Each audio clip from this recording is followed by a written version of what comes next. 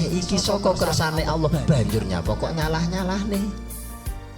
Lha awake dhewe iki senengane nyalahne kono padahal kabeh iku ya kersane Allah. Lah awakmu apa nyalahne sing ngersakne?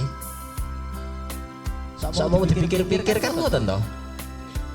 Lah gawe apa awake dhewe iki nyalah-nyalahne? Urung tentu awake dhewe bener. Ngono nggih. Lah saumpama kuwi mung gak cocok karo angen-angene awake dhewe ora usah mbok salahne, cukup ora usah mbok terokne.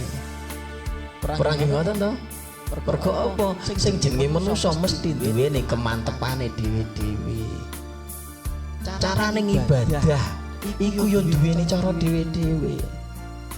Ngoten lho. Carane manembah iku yo duwe carane dhewe-dhewe. Ngoten lho. Saumpama awake dhewe iki duwe diwenehi agama Islam ngeten mawon pun.